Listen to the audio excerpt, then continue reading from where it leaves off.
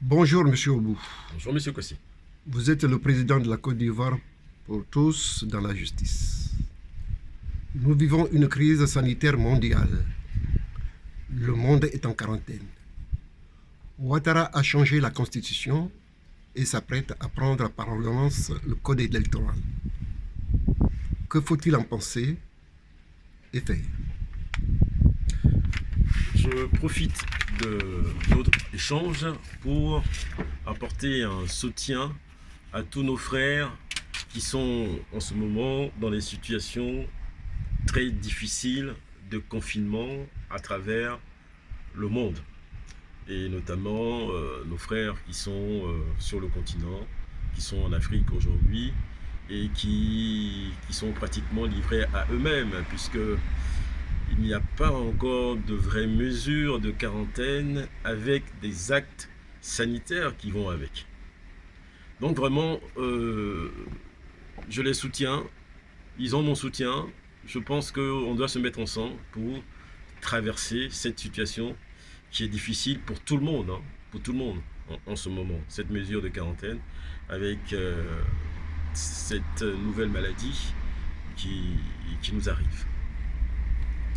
En ce qui concerne la Côte d'Ivoire, là, nous sommes en train de vivre l'acte cynique dramanienne à laquelle on continue de nous livrer pratiquement tout le temps. Tous les pays ont pris des mesures pour suspendre tout ce qu'ils faisaient au niveau juridique, au niveau politique. Toutes les lois qui étaient en cours ont été pratiquement suspendues partout. Tout a été arrêté pour accorder la primauté aux soins et à l'humain. Mais à quoi assistons-nous en Côte d'Ivoire? En Côte d'Ivoire, on assiste à un drame qui profite de la situation sanitaire mondiale pour continuer à changer la constitution qu'il a changée, qu'il vient le 20 dernier à prendre un acte qui confirme complètement que il a changé cette constitution. Et derrière, il est en train de nous dire que, étant donné qu'il y a une situation de corona et que les gens ne peuvent pas se réunir, eh bien lui, Draman, il va prendre par ordonnance changer le code électoral. Mais cette comédie à laquelle Draman nous habitue, mais qu'il regarde un peu, c'est ceux qui l'ont envoyé au pouvoir par les bombes. Ceux même qui l'ont soutenu en Europe et aux États-Unis sont en quarantaine, ils ont tout suspendu. Mais lui, l'envoyé qui est sur place, il continue dans les mesures de quarantaine à pouvoir mettre en place un code électoral.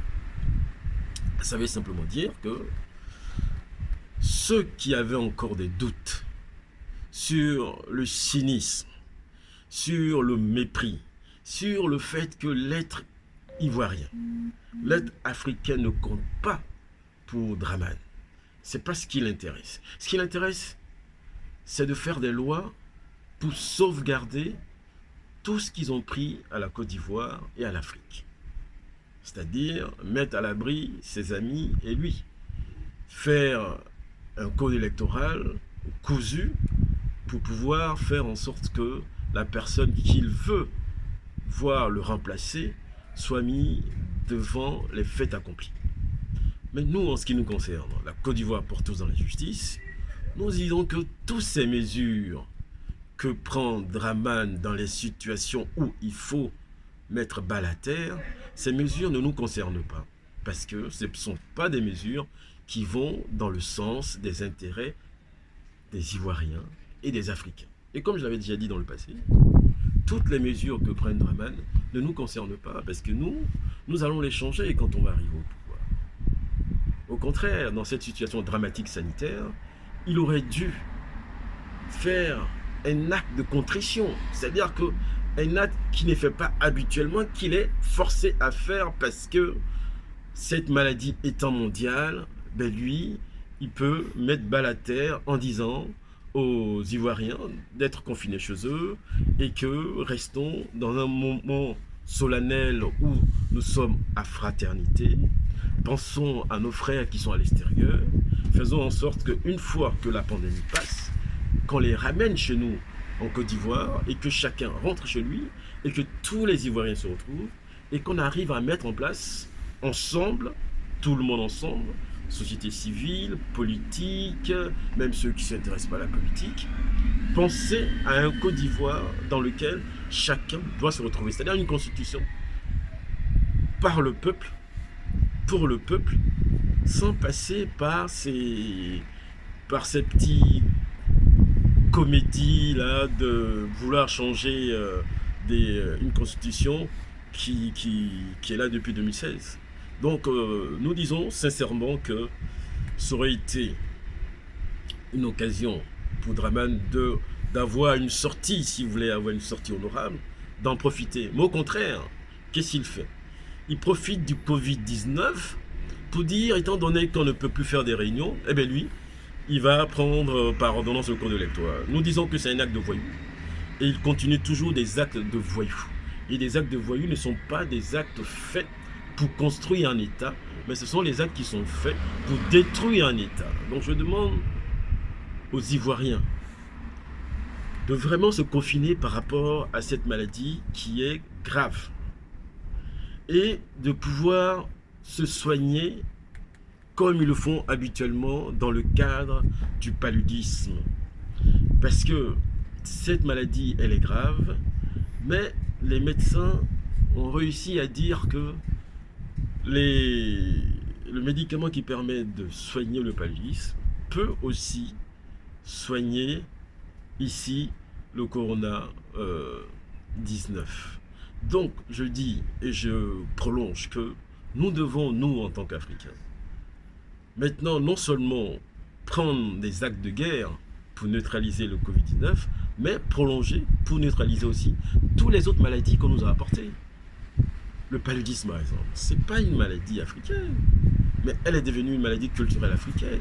Le paludisme, c'est une maladie qui sévissait en Europe, notamment en Italie, en Florence, à Gênes, en France, à Versailles, qui a décimé pratiquement des populations. Donc le paludisme n'arrive en Afrique pratiquement que vers la fin du XVIIIe siècle, XIXe siècle. Donc c'est quelque chose de nouveau qu'on nous a envoyé.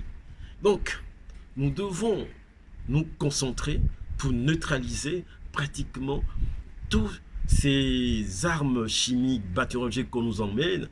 On a le paludisme, il n'y a pas que ça. On a aussi en République centrafricaine et en RDC, le sida, l'Ebola, tout ça, ce sont des guerres, des armes qu'on nous envoie. Donc, on doit penser à tout ça, faire en sorte que ces quarantaines-là doivent aussi marcher pour ces autres maladies, pour qu'effectivement, on se rende compte que nous devons, de nous-mêmes, trouver nos propres solutions à tout ce qui nous attaque au quotidien.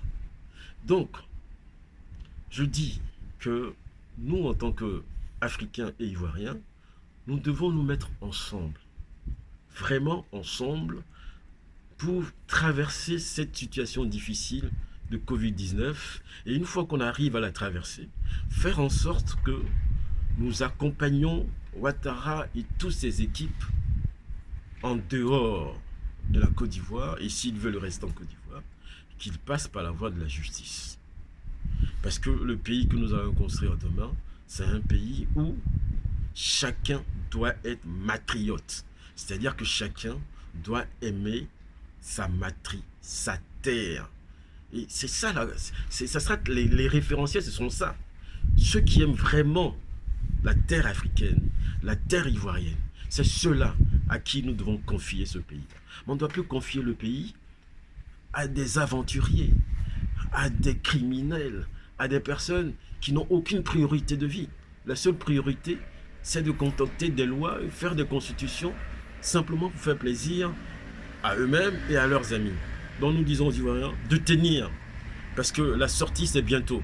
Tenez, nous allons sortir et nous allons faire en sorte que tous nos frères qui sont tous à l'extérieur puissent entrer et prendre part au changement de la Côte d'Ivoire de demain. Je vous appelle tous à venir au sein de la Côte d'Ivoire pour tous, dans la justice, pour transformer la Côte d'Ivoire et faire en sorte que chaque Ivoirien se sente utile. Et donc, comme je finis toujours pour dire, il faut demander à chacun, que fais-tu pour ton pays? Que fais-tu pour ton pays? Comment veux-tu que ce pays-là change si tu fais un pas?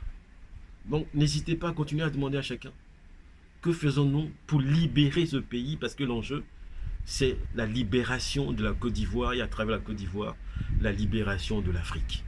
Je vous remercie et venez tous ensemble pour que nous continuions cette lutte de transformation du pays. À très bientôt.